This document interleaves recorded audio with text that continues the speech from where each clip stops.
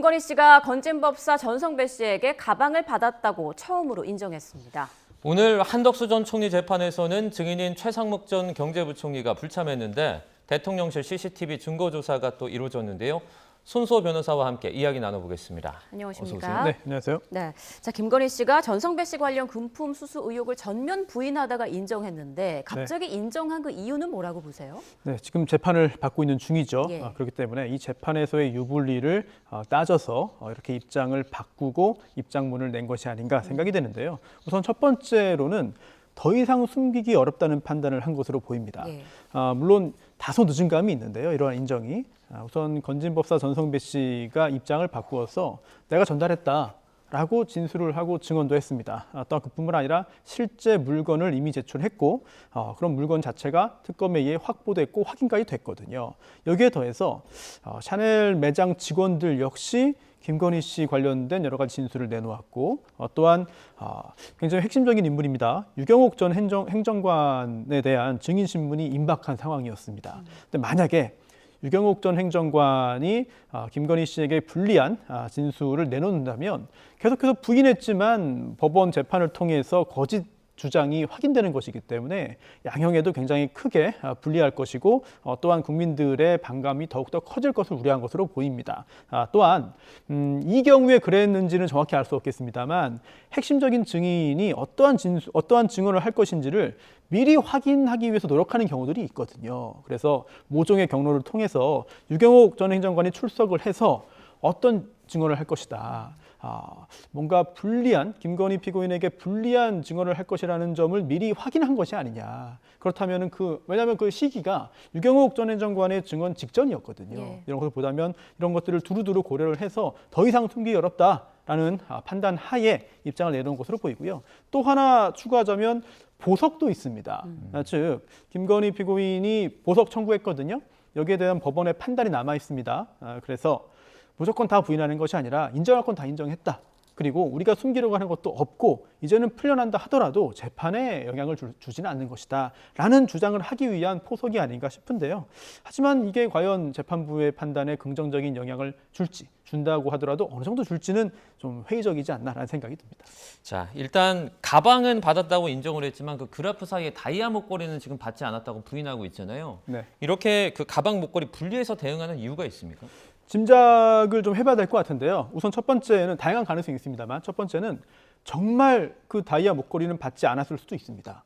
그렇기 때문에 받은 가방은 다 인정했지만 받지 않은 다이아 목걸이는 내가 인정할 수 없는 거 아니냐. 실제로 그러할 가능성도 배제할 수는 없는 거예요. 우리가 진실을 다 아는 건 아니니까요. 그런데 사실 그럴 가능성보다는 지금 상황에서 가방은 어쩔 수 없이 인정을 하지만 다이아 목걸이는 그래도 버틸 수 있지 않겠느냐라는 전략적인 판단을 했을 가능성이 어제 실무를 하는 변호사 입장에서는 조금 더 커 보입니다. 왜냐하면 이 다이아 목걸이를 인정할 경우에는 걷잡을 수 없이 일이 커질 수 있기 때문입니다. 왜냐하면요, 지금 이러한 비싼 선물을 받은 것만으로 유죄 판결이 나오는 게 아니에요. 예. 지금 기소된 거는 특가법상 이제 알선 수재인데 이 알선 수재가 뭐냐면 공무원의 직무에 속한 사항의 알선에 관하여 금품이나 이익을 수수, 요구 또는 약속한 경우에 성립합니다.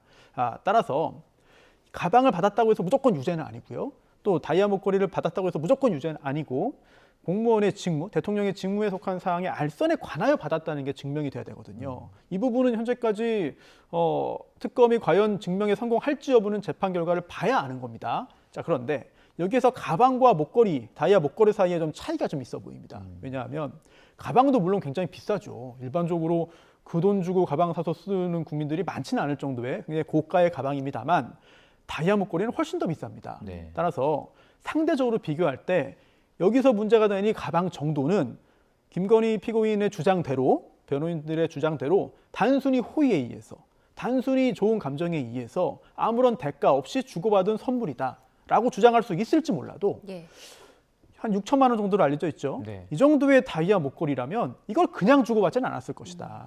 6천만 원의 시가 6천만 원 상당의 다이아 목걸이를 주고받았다면 분명히 어떤 이권이 개입되어 있을 것이다. 무엇인가를 부탁을 했고 청탁을 했고 그에 대해서 인정을 하고 약속을 받아주면서 또는 전달하겠다고 하면서 다이아 목걸이를 받지 않았겠느냐라는 쪽으로 법원이 판단할 가능성이 높아지거든요. 이런 것들을 고려해서 다이아 목걸이는 적극적으로 부인하는 그런 전략을 택한 것이 아닌가라고 생각됩니다. 네, 관련된 내용인데 김건희 씨가 통일교와의 공모나 청탁은 없었다라고 강력하게 부인을 했거든요. 이 부분도 형량을 낮추기 위한 하나의 전략으로 볼 수 있겠네요. 그렇습니다. 형량을 낮추는 것을 넘어서 그 부분이 인정이 돼야 이 특가법상의 알선 수재 유죄 판결이 나올 수가 있습니다. 즉 지금 현재 가방은 고가의 가방을 받았다고 인정을 했죠. 그리고 다이아 목걸이 역시 받은 것으로 인정될 가능성이 상당해 보입니다.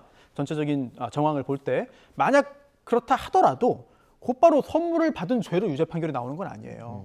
과연 이 알선 수재죄가 성립하느냐 여부를 따져봐야 되는 것이고 그렇기 때문에 이 가방과 목걸이를 받았고 이게 통일교가 청탁 목적으로 전달을 했고 이 가방과 목걸이를 전달받은 건진법사 전성배 씨가 김건희 피고인에게 주었고 그래서 이런 청탁 등이 전달된 상태에서 이 물건을 받았다.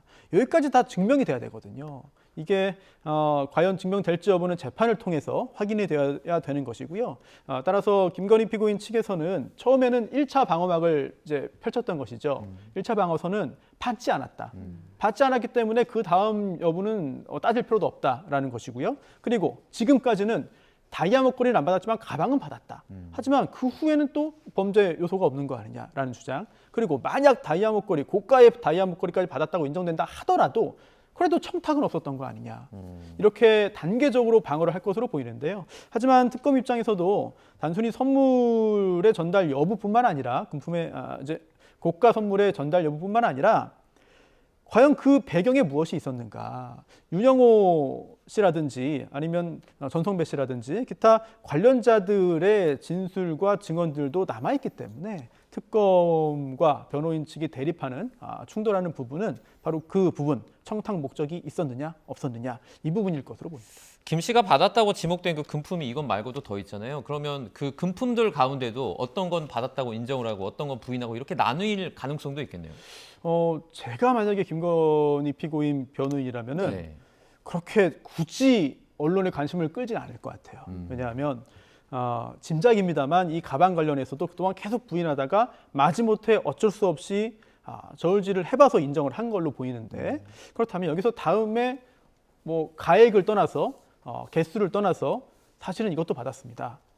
저것도 받았는데요. 이렇게 얘기를 하는 순간 국민 정서는 더더욱 악화될 것이고 또한 재판부 입장에서도 아니고 한 번에 얘기를 하지 왜 이렇게 얘기하느냐라고 볼 수도 있거든요. 그렇다면은 핵심적인 부분은 이미 인정을 했고 그럼 그 다음엔 인정하지 않겠다라고 면밀한 법률 검토와 회의 끝에 입장을 정한 것이기 때문에 여기서 크게 달라지진 않을 것으로 보입니다. 네, 앞서 말씀해 주신 것처럼 김건희 씨는 보석을 신청했습니다. 어지럼증과 불안 등을 이유로 들었는데 보석 가능성 어느 정도로 보세요? 높아 보이지는 않습니다. 왜냐하면 당연히 건강상의 문제가 심각하다면 보석 청구를 하고 또 보석 허가 결정이 나와서 무구속 상태에서 재판을 하는 것이 맞죠. 그렇게 되는 경우도 상당히 많습니다. 다만 지금 김건희 피고인이 주장하고 있는 어지럼증, 불안 증세, 기억장애 등이 실제로 존재하는지 중요하겠고요. 또한 존재한다 하더라도 과연 중한 정도인지 또 구속 상태를 버티지 못하고 불구속 상태로 재판을 해야만 하는 사정인지 등을 따져봐야 되는데 글쎄요. 그동안에 있었던 다른 사례들과 비교해 볼 때 과연 저 정도의 주장만으로 보석 허가 결정이 나오겠느냐. 저는 개인적으로는 좀 회의적으로 보고 있고요. 특히 특검도 일단 어느 정도의 병세인지는 확인이 되지 않은 상태이지만 구속 사유가 아직까지 존재하고 있다라면서 이제 의견서 불허 의견서를 제출할 예정이라고 하는데요. 예. 이 여기서 말하는 특검이 말하는 구속 사유라 함은 증거인멸의 염려입니다. 즉 아직까지도 재판이 다 끝난 건 아니고 물론 곧 끝나겠습니다만 그렇다면은 만약 김건희 씨가 이제 보석 허가 결정을 받아서 무구속 상태가 되고 여기에서 무언가 다른 증거라고 하는 것이 꼭 물건만 말하는 게 아니라 사람도 증거입니다. 다른 사람들에게 접촉을 하거나 또는 회유를 하거나 협박을 하거나 또는 그렇게 하지 않더라도 알아서 증인들이 뭔가 입장을 바꿀 가능성도 있어요. 이런 가능성을 특검은 염려를 하고 있기 때문에 불허 의견서를 제출할 것으로 보이고요. 법원 역시 지금 현재 전체적인 종합적인 상황을 또 봐야 되거든요. 또 재판이 또 이거 하나만 있는 것도 아닙니다. 또한 일부 수사와 재판이 진행되면서 김건희 씨 관련된 관련자들이 조금씩 입장을 바꾸고 조금씩 진실을 털어놓고는 있습니다만, 하지만 그래도 아직까지 특검 입장에서는 뭔가를 감추고 있다고 볼 만한 요소가 굉장히 많이 있는 것 같아요. 그렇다면 법원 역시 그런 부분도 감안해서 적절하게 결정을 하지 않을까 생각됩니다. 네, 자 김건희 씨 보석 가능성은 뭐 현재 높아 보이진 않는다라는 변호사님 의견까지 들어봤습니다. 이번에 내란 관련 재판 소식도 짚어보겠습니다. 그제 한덕수 전 총리 재판에서 조태열 전 장관 발언이 주목을 받았는데요. 직접 들어보겠습니다. 그 증인은 최상목 전 장관이 피고인에게 네. 왜 반대를 안 하셨습니까? 50년 공직 생활 이렇게 마무리하려고 그러십니까? 라고 말하는 것을 들었다라고 진술하셨는데 맞습니까? 제 표현이 상당히 강해서 이 양반 굉장히 세게 얘기하네 뭐 그런 느낌을 가지면서 제가 들었기 때문에 기억을 하고 있습니다. 증인은 최상목 전 장관이 이상민 전 장관에게 네.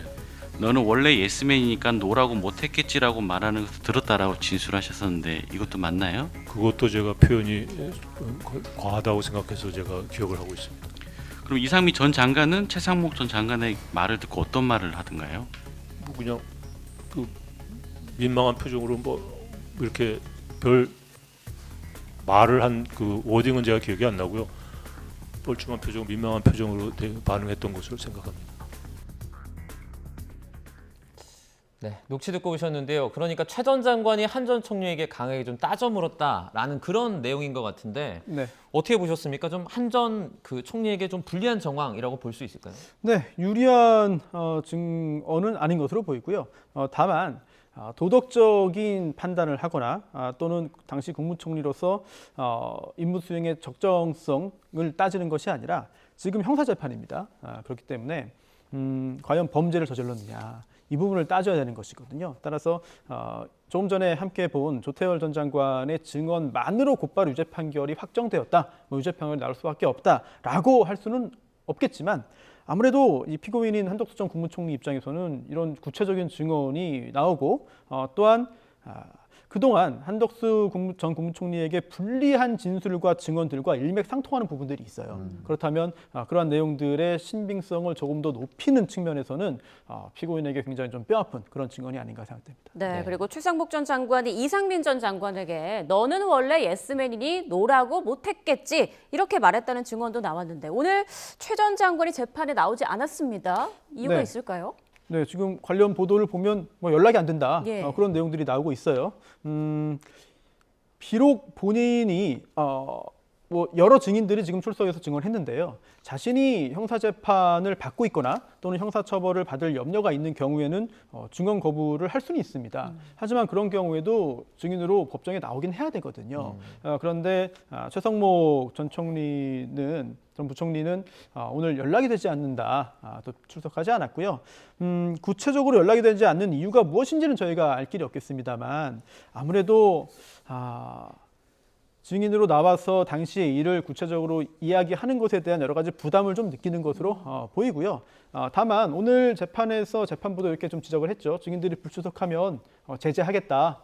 그리고 내란 특검법에 따라서 신속하게 재판이 이루어져야 되는데 중요 증인들이 나오지 않을 경우에는 과태료 부과, 뿐만 아니라 구인영장 발부도 검토하겠다라고 입장을 밝혔기 때문에 아무래도 다음에 재판이 열릴 때는 출석을 해서 증언을 하지 않을까 이렇게 짐작됩니다. 만약에 이 같은 발언들이 실제 있었다라고 판단이 나중에 된다면 한 전 총리에게 있어서 유무죄라든지 어떤 영향을 미칠까요? 가능성이 있습니다. 왜냐하면 지금 한덕수 전 국무총리가 기소돼서 재판을 받는 것이 내란 중요임무 종사 혐의잖아요. 네. 그런데 이거는 직접 폭동에 가담하지 않았더라도 내란의 공동정범이 아니라 하더라도 이제 내란이 진행 중인 점을 알면서 이제 내란의 수행이나 유지에 실질적으로 필요한 업무를 수행해야만 합니다. 따라서 당시에 여러 사람들이 이거는 안 된다, 이거는 문제가 있다, 법적으로 문제 있다, 이거는 비상계엄 요건 갖추지 못한 거 아니냐, 국무에 제대로 안 됐다라는 부분을 현장에서도 그렇게 계속 지적을 했다면 법적인 문제점을 충분히 인식할 수 있지 않았을까, 이런 증거가 될 수 있거든요. 그런데 그럼에도 불구하고 그 후에 한덕수 전 국무총리가 당시에 했던 행위는 당시 비상계엄 선포의 절차적인 정당성을 보완해주고 그리고 그 후에 당시에 선포됐던 비상계엄의 좀 형식적인 그런 부분들이 계속해서 진행될 수 있도록 발맞췄거든요. 그렇다면 이런 부분들은 특검 입장에서는 그게 바로 내란 중요임무 종사다라고 할 수 있겠고, 한덕수 전 국무총리 측에서는 여기에 대해서 법적으로 이제 반박을 해야 되는데 과연 어떻게 반박할 수 있을 것이냐, 이 부분은 굉장히 불리한 증언들이 계속해서 나온다고 보입니다. 네, 최상목 전 장관의 증언이 미치는 파장들 앞으로 좀 계속 봐야 될 것 같고요. 자, 다음 이슈로 가보겠습니다. 잊을만 하면 터져나오는 아동학대 소식인데요. 살인유치원 교사가 6살 아이를 학대한 혐의로 경찰에 신고됐습니다. 당시 CCTV 화면부터 함께 보겠습니다.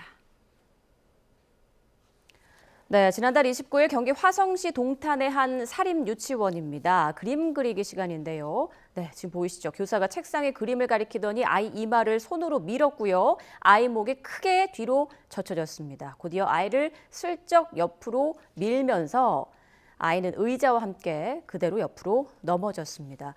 이 아이뿐 아니라 다른 아이도 비슷한 일을 당했다, 이런 주장이 나왔다고 하더라고요. 그렇습니다. 영상이 있기 때문에 부인하기는 힘든 상황이고요. 그리고 또 6살인데요. 이 아이가 굉장히 구체적인 이야기를 또 부모에게 남기기도 했습니다.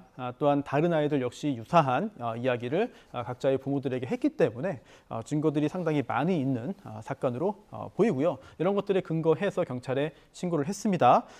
하지만 여기에 대해서 해당 유치원 교사는 똑바로 앉게 하려고, 즉 자세가 바르지 않아서 바른 자세로 앉게 하기 위해서 행동을 한 것이다. 일종의 교육 또는 훈육이다라고 주장을 했는데요.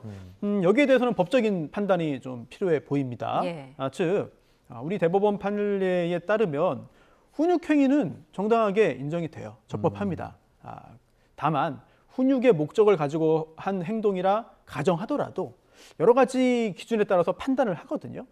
즉 어떠한 행동을 했으며, 또한 그 행동의 배경이 무엇이었으며, 또한 어느 정도의 강도를 가지고 했느냐, 또한 그 당시의 분위기가 어떻느냐 등등을 종합적으로 볼 때 비록 훈육의 목적을 가지고 훈육을 위한 행동을, 지도 행동을 했다 하더라도 이게 아동에 대한 신체적인 정서적인 학대로 인정될 수 있다라는 입장을 보이고 있습니다. 그래서 조금 전 영상 보신 것처럼 저런 행동을 한 것 자체가 단순히 이례적이었고, 또한 그 앞 뒤의 맥락을 볼 때 그래도 좀 긍정적으로 볼 만한 요소가 있다면 모르되, 지금 하면 아는 것처럼 저 정도의 강도와 저 정도의 각도와 저 정도의 지속 시간으로 했다면 사실 법적으로 보더라도 학대 행위로 인정될 가능성을 배제할 수 없다, 이렇게 보입니다. 만약에 유죄가 인정되면 그 형량은 통상 어느 정도 예상하십니까? 이게 국민의 어떤 법감정과는 다를 수 있겠습니다만, 조금 전 보신 영상 자체만 봐도 많이 화가 나죠. 네. 그리고 왜 저런 행동을 했을까? 저게 처음이자 마지막이 아니라 그 전후에도 계속해서 저러지 않았을까라는 생각을 하게 되는데, 사실 아동학대로 인정이 된다고 가정하더라도 네. 아주 높은 수위의 처벌이 이루어질 것으로 보이지는 않습니다. 또 형량, 만약에 이건 전제예요. 유죄 판결이 내려진다고 전제하더라도 형량에 영향을 미치는 양형 요소는 굉장히 다양하죠. 그래서 전과, 그리고 피해자, 그리고 또 부모와의 합의 여부, 또 피해자와 그리고 또 부모가 선처했는지 여부 등을 따져야 되는 것이고요. 또한 근무 기간이라든지 또는 저러한 행위의 지속 기간 등등을 종합적으로 봐서 형량을 이제 따지게 되는데, 그런데 많이 화가 나고 걱정도 되고 분노가 생깁니다만, 네. 아주 높은 수위의 처벌이 이루어질 만한 그런 범죄라고 보기는 솔직히 좀 아니라고 보는 게 맞겠죠. 네, 네. 아이가 의자에서 떨어져서 넘어졌는데 도와주려는 제스처도 안 보이는 부분이 참 또 마음에 걸립니다. 훈육과 학대 굉장히 모호하잖아요. 법적으로 좀 기준이 있습니까? 그렇습니다. 우리 대법원이 여기에 대해서 꽤 많은 판례를 내놓았는데요. 예를 들어서 몇 년 전에는 초등학교 2학년이었는데 학교에서 손을 들었어요, 아이가. 그런데 손 들고 일어나야 되는데 일어나지 않았습니다. 그러자 교사가 왜 일어나지 않냐라고 하면서 다가가서 두 손으로 겨드랑이 부분을 잡고 번쩍 일으켰습니다. 네. 그런데 이것도 물론 제가 객관적으로 제가 말로 표현하기 때문에 당시의 상황이 그대로 전달은 되지 않습니다만 원심에서는 유죄 판결이 나왔어요. 아동학대로. 네. 근데 대법원에서 이 정도를 아동학대로 볼 수는 없지 않느냐라고 봐서 무죄 취지로 파기환송됐고 무죄 판결이 나왔거든요. 즉 유형력이 행사됐다 하더라도 뭐 교사 등이 아이에게 가서 몸에 손을 대고 힘을 썼다 하더라도 그 배경을 봐야 된다. 이런 대법원 판결이 나온 바가 있거든요. 따라서 구체적으로 어떠한 목적으로 한 행위인지 또한 사회상규에서 볼 때 허용되는 범위인지 이런 것들을 종합적으로 보아서 학대 여부를 판단하게 되는데요. 지금 이 사안의 경우에도 이 교사는 아이를 잘 지도하기 위한 것이다 라고 주장을 하고 있습니다. 그렇다면 과연 그러한 주장이 타당한지 여부를 관련된 증거를 통해서 면밀하게 판단을 해야 될 것으로 보이고요. 지금 계속 보고 있는 저 영상만 보자면은 네. 상당히 부정적인 어떤 행동으로 볼 수밖에 없습니다.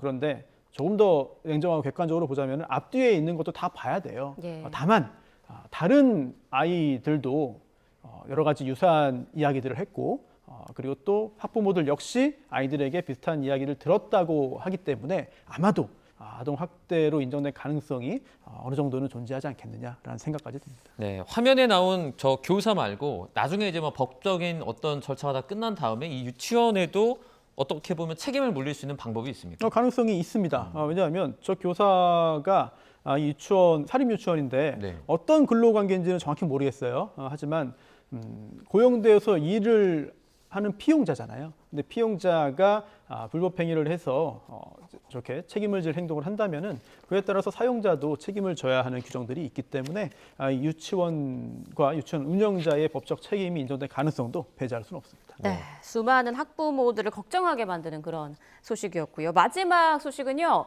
유승민 전 의원의 딸 유담 씨 관련 논란입니다. 최근 인천대 교수에 임용됐는데 특혜 의혹이 제기됐어요. 어떤 내용인가요? 그렇습니다. 굉장히 유명한 정치인의 딸이고 또한 유승민 전 의원이 선거 유세할 때 직접 등장을 해서 또 여러 가지 화제를 또 모았죠. 굉장히 네. 또 정치인도 아닙니다만 굉장히 인기를 끌기도 했던 그런 기억이 나는데요. 올해 2학기 인천대 전임교원에 합격을 했습니다. 인천대는 국립대고요. 글로벌 정경대학 무역학부 교수로 임용됐는데 그런데 30대 초반의 나이죠. 31살이고요. 그리고 또 박사 학위를 딴 지 몇 개월 되지 않은 상태에서 교수로 임용됐기 때문에 도대체 배경이 무엇이냐. 게다가 공모 과정을 거쳤거든요. 그럼 다른 쟁쟁한 경쟁자들도 있고 훨씬 더 경험과 경력이 많은 경쟁자들도 있었을 것인데 어떻게 31살에 박사학위 딴 지 몇 달 안 된 유담 씨가 교수로 임명되었느냐. 여기에 대해서 굉장히 많은 의문이 제기되는 상황입니다. 네, 사실 핵심 쟁점이 경력인데요. 일단 나이가 31살이고 유학이나 해외 경험이 없는 상황에서 경력에서 만점을 지금 받았다고 합니다. 좀 이례적이다 이렇게 평가할 수 있을까요? 네, 제가 유담 씨를 잘 모르기 때문에 유담 씨가 얼마나 뛰어난 능력을 가지고 있으며 또한 수치로 또한 어떤 여러 가지 문자로 확인되지 않는 뛰어난 능력이 있는지는 잘 알지 못합니다. 네. 그럴 가능성도 배제할 수 없는 것이죠.